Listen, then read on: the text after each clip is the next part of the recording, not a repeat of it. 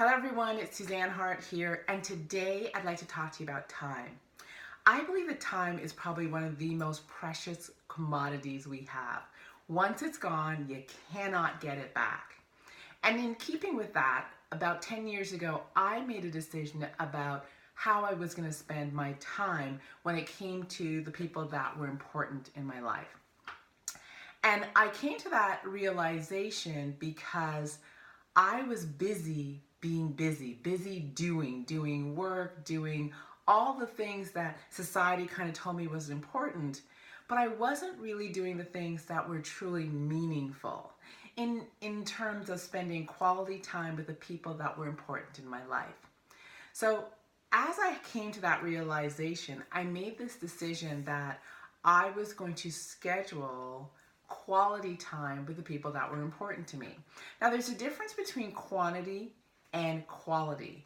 And have you ever spent a lot of time with someone, but your how you were present to them, the attention, the focus that you gave, the time that you were with them wasn't quality.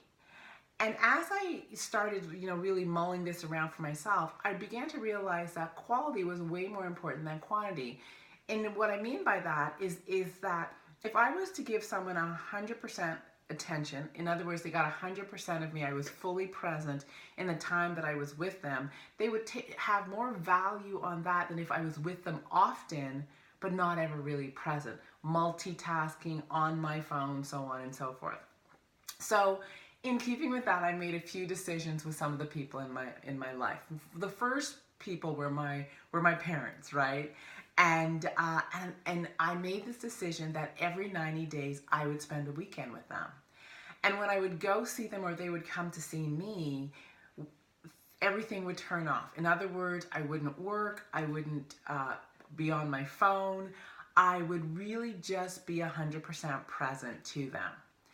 And what began to ensue was just these really quality experiences, quality time, great conversations. And I actually got to know my parents in a way I hadn't known them before. And as this has unfolded, and it's been 10 years now, what we have is a really cool relationship. As I continue to do this, and we've done it, every 90 days, they come and we spend some time, or I go to them, but more often they're coming to me now. I had this realization that there's nothing really left unsaid, and there's something really beautiful about that. God forbid, we that something occurs, and I'm blessed that my parents are healthy. But if something were to occur, what was really cool was there really isn't anything left unsaid. We've talked about many things. They know how I feel. They know how I care and love and adore them. The gratitude I have for who they are in the world, the respect that I have for them. And it's a great feeling of not sitting in the possibility of regret because there was something I didn't say, something I didn't do, there was time I didn't spend. That's that sort of thing. So every 90 days, we spend time together. Another person is my best friend, and about 10 years ago, we decided that we were going to make clear effort to spend some time every month together. So we did a girls' night, and we intentionally spoke on the phone at least once a week. Well, that again has developed this friendship, this closeness that I value so much. And again, no regrets, very little left unsaid. And it's really shifted the relationship. So what I really want you to think about is, who are the people in your life that are important to you?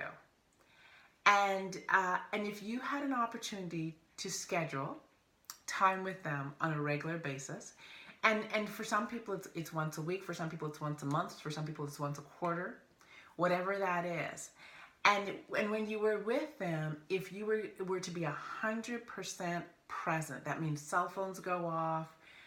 It's just that really intimate quality time. How might it impact your relationship?